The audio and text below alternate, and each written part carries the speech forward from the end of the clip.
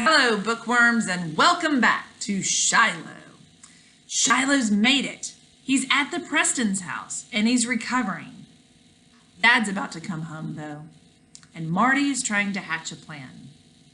I can't wait to see what Marty has up his sleeve. He's a determined young man. Chapter 12 begins on page 97. Will you join me there? Margot is. Oh, she's not really even paying attention, is she? Maybe this is her bedtime story. Chapter 12, page 97. Sure seems strange having Shiloh in the house that night after trying so hard to keep him a secret. Strange, too, the way Ma takes to him. Seems like she can't hardly pass his box next to the stove without reaching down to pet him, making low sympathy noises in her throat, the way she does when Dara Lynn or Becky or me gets sick. You know that sound, like, oh. You know how we coo over little sick people, little sick pets and sick kiddos. Dad don't say much. He come home to find Shiloh there. He just stands off to one side listening to what Doc Murphy said about him. He don't get close enough for Shiloh to take a lick. But when supper's over and I go off to the bathroom to brush my teeth, I peek back through the doorway. Dad's over by Shiloh's box, letting him lick his plate clean. Dad crouches there a minute or two, scratching all down Shiloh's back and up again. What I'm figuring to see is by the time Shiloh's better, everybody'll love him so much that they just can't let him go, even Dad. I'm hoping Dad'll go over and see Judd Travers and make him an offer for Shiloh, and then he'll be ours. The trouble with this kind of thinking, though, is we don't have the money. I'll probably be through junior high school almost before I earn enough to pay Doc Murphy's bill. To buy Shiloh from Judd, even if Judd's willing to sell, I'd have to collect aluminum cans all through high school, too. Can't make very much money with cans. I try to think about what other kind of work I can do that would pay me more, but except for delivering the county paper on Friday afternoons, nothing else comes to mind. And somebody's got that job already. It's sort of like Shiloh's there and he's not. In the next couple of days, everybody's petting him every chance they get. Becky feeds him the crusts off her toast, breaks off little bits, and shrieks every time she feels Shiloh's mouth slurp him out of her fingers. Ma's putting up beans in a jar, and all the while she hums to Shiloh like he's a baby in a cradle, not a dog in a box. Dara Lynn's got an old hairbrush, and she just can't seem to brush that dog enough.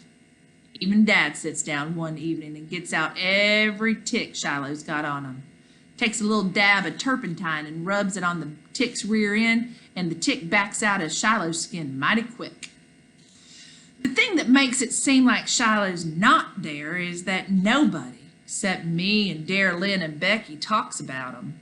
Ma and Dad don't even once mention his name out loud, as though saying it makes him ours, which he ain't. As though if you don't talk about him, maybe he'll disappear as quietly as he come that day in the rain. What everyone's waiting for, I guess, is for something to happen. Every day Shiloh's getting a little stronger. 2 days after Doc Murphy brought him here, Shiloh's up limping around on his bad leg. Ma puts some papers beside his box for him to do his business on, but he won't, so for the first couple of days I pick him up, carry him out to the yard, and after he's done with his business there, I bring him back in again. But now he's pushing open the back screen himself and going down into the yard, then coming back and tapping at the screen with one paw so we'll let him in. Somebody, sometime, is bound to see him. Becky, sometime, bound to say something. Even David Howard, when his ma come to pick him up the other day, opens his mouth right off and says something about Shiloh. Who's Shiloh? She asks, and David realizes that he'd let it slip. Old stray cat, he says. And now I got David lying. Worst part about having Shiloh here in the house where I can play with him anytime I like is that it's hard to leave him when I go out collecting cans. But I've got to earn money now more than ever. So each day when Shiloh takes his long nap, I set out with my plastic garbage bag hanging out of one jeans pocket. One day I walk all the way to Friendly and ask at the grocery where the county paper is dropped if they'll put my name in as a carrier. Mr. Wallace says he'll turn my name in, but he's already got 6 names ahead of me, and one of them is a grown man with a car. Don't see how I can match that. I studied the bulletin board at the back of the store where people put up notices. Stand on one foot and then the other reading the whole dang board. And it seems like everybody's got something to sell or wants to be hired. Nobody wants to buy. Only 2 jobs listed. One for an appliance salesman and some woman who wants her house painted. Mr. Wallace sees me looking at the board and comes over and takes down the notice about a woman wanting her house painted. That's already taken, he tells me. That night while we finished supper, Shiloh's going around the table putting his nose in everyone's lap, looking mournful, sad, waiting for somebody to slip him something to eat. I can tell Ma and Dad's trying their best not to laugh. Ma won't let us feed him at the table. What I am dying to ask Dad is, did he tell Judd Travers about his dog being here?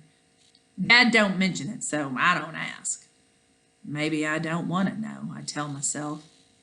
And then, just as Ma's dishing up the peach cobbler that we're about to eat hot with milk, I hear a sound outside that makes my bones feel like icicles inside of me.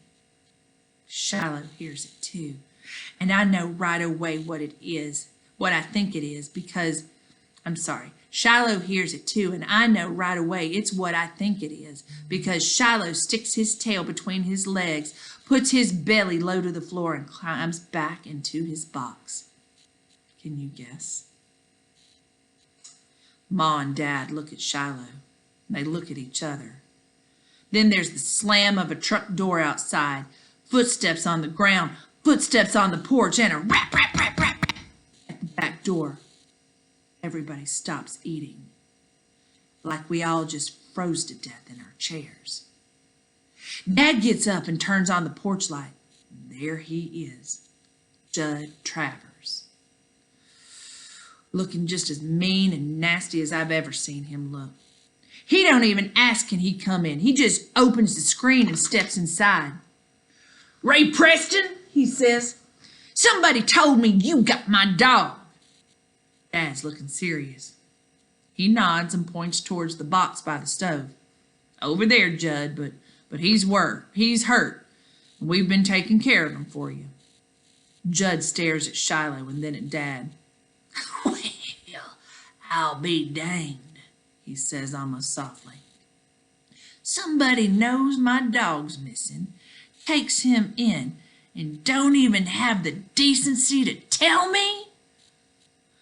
"We were going to tell you," Dad says. He's looking straight at Judd. "Nobody wants to hear his dog's been hurt, though, and we wanted to make sure he was going to pull through." Then he turns to me. "Marty," he says, "you want to tell Mr. Travers how his dog come to be here?" He knows I don't. He knows I'd rather swim in a river of crocodiles than face Judd Travers. But it's my story to tell, not Dad's, and he always did make us face up to what we'd done. "Your dog come over here twice because you've been mistreating it," I say, and my voice don't sound near as strong as Dad's, sort of quavery. I clear my throat and go on. "So, second time it come over, I built it a pen up in the woods, and Dad didn't know about it, and that German shepherd of the baker's got in and fought Shiloh." "Fought who?" "The beagle. Shiloh. That's what I've been calling him. And Shiloh got hurt bad. It was my fault for not making the fence higher. We took him to Doc Murphy, and he patched him up." Judd Travers is still staring around the room like he'd never saw the likes of us before. Finally, he lets out a breath through his teeth and slowly shakes his head. "Shh. And I gotta find out all of this from Doc Murphy?" I couldn't believe Doc would go and tell him. "Somebody goes to the doc the other day and sees this beagle lying out on his back porch. Tells me about it later. Says he thinks maybe the dog's mine. So I ride over to Doc's this evening and he tells me it was you who brought him in. Judd walks across the kitchen and at the thud of each step, Shiloh huddles down farther and farther in his box like maybe he can make himself disappear. His whole body's shaking. Ma sees it, I know, because she watches for a minute and then turns her head away quick. Judd stares down at Shiloh, at his bandage and the shaved place where he's all stitched up, the rip on his ear.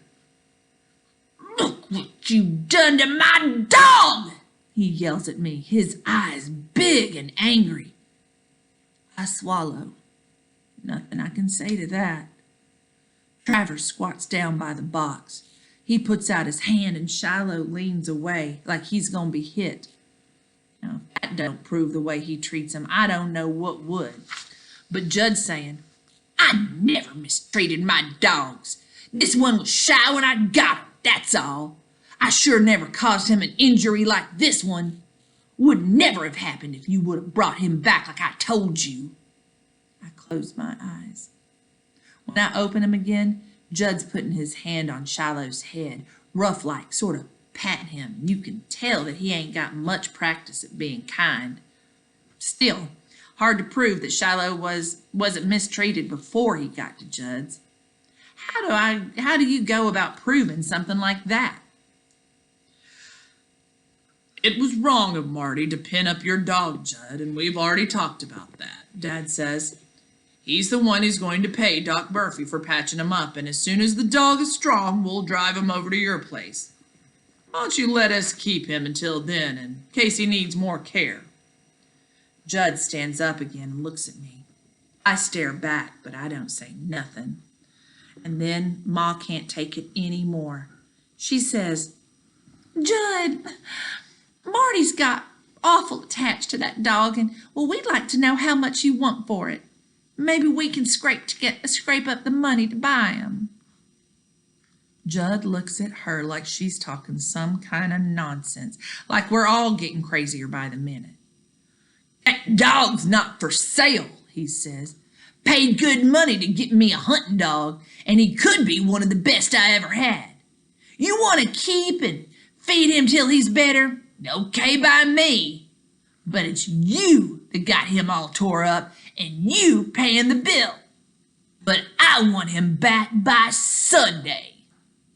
Screen door slams again. Truck starts up, and then he's gone. Y'all, just when I think this book can't get any more exciting, Judd shows up at dinner time. Oh my gosh.